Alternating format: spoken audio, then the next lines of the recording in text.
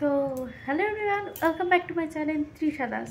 তো গাইজ, আজকে আবার একটা নতুন ব্লগের নতুন দিনকে সাথে করে তোমাদের সবাইকে স্বাগত জানাচ্ছি। তো আশা করি তোমরা সবাই ভালো আছো। আমার কালকের ব্লগটা তোমাদের কেমন লেগেছে অবশ্যই তোমরা কমেন্টে জানাবে। আমি সেই আশাতেই আছি যে তোমরা কমেন্ট করে আমাকে জানাবে। আর আমার চ্যানেলটা ভালো লাগলে অবশ্যই একটা সাবস্ক্রাইব করে দেবে আর লাইক শেয়ার করে দেবে। আর এইদিকে দেখো, আমার বাবু কাঁদতে লেগে গেছে। আর আজকের দিনটা প্রচণ্ড ভালো, বেশ সুন্দর একটা ওয়েদার। দ্বারাও তোমাদেরকেও একটু দেখিয়ে দিই। দেখো কি সুন্দর চারিদিকটা লাগছে। শীতের রোদ্দুর এরকম না হলে চলে। আর এই যে বাবুর সোয়েটার, জামা কাপড় সব মিলে দেওয়া। এইদিকে দেখো, আমার চুল টানছে আর হাসছে, আমার চুল টানছে আর হাসছে, দেখেছো? উফ, এই করে করে আমি চুলকে যতবার ভালোভাবে আসি না কেন, আমার চুলটি টেনে এরমভাবে অবস্থা করে। ওরে বাবা, চলো দেখা হচ্ছে একটু পরে।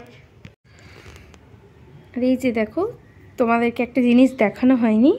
এই যে এই রূপোর আংটিটা, এই আংটিটা বাবুর অন্নপ্রাশনের জন্য জিনিস কিনতে গিয়ে এই রূপোর আংটিটা নিয়েছি, দেখতেই পাচ্ছ। আমার তো এই আংটিটা প্রথম দেখেই প্রচণ্ড ভালো লেগেছিলো, যার জন্য আমি এই আংটিটা নিয়েছি। তো এখন অনেকেই আছে যে অনলাইন থেকে বিভিন্ন রকমের জিনিসপত্র নেয়, তো আমি অনলাইন থেকে নিইনি। এই যে আংটিটা, এটা আমি দোকান থেকে নিয়েছিলাম। আমার দোকান থেকে দাম পড়েছিল প্রায় ধরো 850 টাকা মতো, ঠিক আছে? দোকান থেকে আমার 850 টাকা মতো দাম পড়ে, আর তার সঙ্গে মজুরিটা নিয়েছিল। তো যাই হোক, এই আংটিটা আমার প্রথম দেখাতে প্রচণ্ড পরিমাণে পছন্দ হয়ে গেছিলো, যার জন্য আমি নিয়েছি। এখন সোনার যা দাম, ওই বাবুরই নেওয়া হয়েছে আপাতত, আমি পরে আস্তে আস্তে করে নেবো। আর এই আংটিটা আমি নিয়েছি, অবশ্যই কমেন্টে জানিও আংটিটা কেমন হয়েছে, ভালো না খারাপ তোমার। তো চলে এসেছি বাবুকে নিয়ে রোদ্দুরে বসতে। এই দেখো কি সুন্দর রোদ পোয়াচ্ছে। আর এই যে এই হচ্ছে ফিল্টার, আর এই হচ্ছে নন ফিল্টার বলে না। আর এই যে এখানে চিকেন চাপ আর রাইস করছিলাম। যাই হোক, চিকেন চাপের একটা ফুল রেসিপি আগেই তোমাদের সঙ্গে শেয়ার করেছি, তো সেটা তোমরা বাড়িতে ট্রাই করবে কিনা জানি না, ভাবে ছোটো ইউটিউবার হয়তো, কিন্তু এটা করলে খুবই ভালো লাগবে। আর শেয়ার করব রাইসের রেসিপি। তো দেখো, রাইসটা করবার জন্য প্রথমেই আমি ভাতটাকে সেদ্ধ করে রেখেছি। আমি সেদ্ধ নুন টুন দিয়ে কিচ্ছু দিয়ে করি না। আমি শুধু যখন সেদ্ধ করি জলটা 1 চামচ ভিনিগার দিয়ে দিই। গোটা গরম মশলা আমি কোনো কিছু দিই না। এবার কড়াটা গরম হয়ে গেলে তার মধ্যে মাংস আর ডিম দিয়ে দেবো। আর মাংসটা টক দই দিয়ে আর আদা রসুন বাটা দিয়ে মাখানো ছিল। আর মাখিয়ে নেওয়ার পর কড়ায় ডিম আর মাংসটা ভালোভাবে নেড়ে নেবো। এগুলো ভালোভাবে ভেজে নেবো। ভেজে নেওয়ার পর রাইসের জন্য পেঁয়াজ দিয়ে দিয়েছি কড়াইতে। পেঁয়াজ দিয়ে ভালোভাবে পেঁয়াজটাকে ঝুড়ো ঝুড়ো করে ভেজে নেব। ভালোভাবে ঝুড়ো করে পেঁয়াজটাকে ভেজে নেবো। এবার ভালোভাবে বলতে সেই একদম বেরেস্তা করে ফেলবো না, যেন হালকা আছে, হালকাভাবে একটু পেঁয়াজটাকে ভেজে নেবে। পেঁয়াজটার কাঁচা গন্ধটা যেন চলে যায়, এভাবে পেঁয়াজটাকে ভাজতে হবে। আর পেঁয়াজটা ভাজা হয়ে গেলে এর মধ্যে সবজিগুলো দিয়ে দেবো। আমার ঘরে সেরকম কিছুই সবজি ছিল না, তাও ছিল বিনস আর গাজর আর কড়াইশুঁটি। এই বিনস গাজর আর কড়াইশুঁটি সব কিছুই দিয়ে দিয়েছি। এবার এগুলো দিয়ে ভালোভাবে পেঁয়াজের সাথে নেড়ে নেবো। নেড়ে নেবে এর অন্তত ততক্ষণ পর্যন্ত নাড়বো যতক্ষণ না এর কাঁচা গন্ধটা যায়। তারপর কাঁচা গন্ধটা চলে গেলে আমি সেগুলো ঠিকঠাক করে দিয়ে দেবো। এবার এর কাঁচা গন্ধ চলে যাবে, তারপরে দিয়ে দেবে নুন।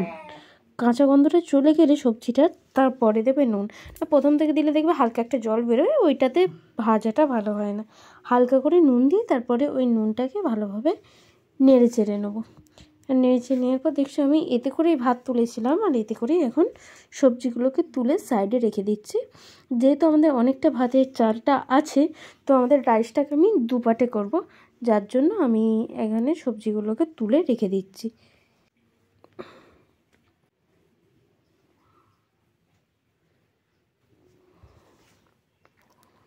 তো দেখো, এবার এই কড়াইতেই তেলটার মধ্যে ঘি দিয়ে দেবো। অল্প দুটো সবজি দিয়ে সেই তেলের মধ্যে ঘি দিয়ে দেবো, যেহেতু রাইসটা আমি দেবো।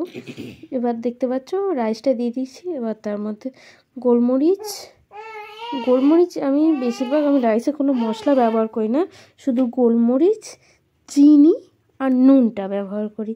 এতেই রাইসটা খেতে ভালো লাগে। প্রচণ্ড পরিমাণে মশলা দিলে রাইস খেতে ভালো লাগে না, আর বেশি দেখবে ঘি দিলেও রাইসে ভালো লাগে না, মুখটা মেরে দেয়।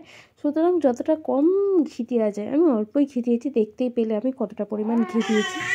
এবার ঘি দেওয়ার পর দেখো এখানে সমস্ত যে আমি ডিমটার মাংসটা ভেজে রেখেছিলাম সেগুলো দিয়ে দিয়েছি। এবার দিয়ে নাড়ার পর দেখো রাইসটা কত সুন্দর একটা কালার এসেছে, খেতেও কিন্তু অপূর্ব হয়েছিল।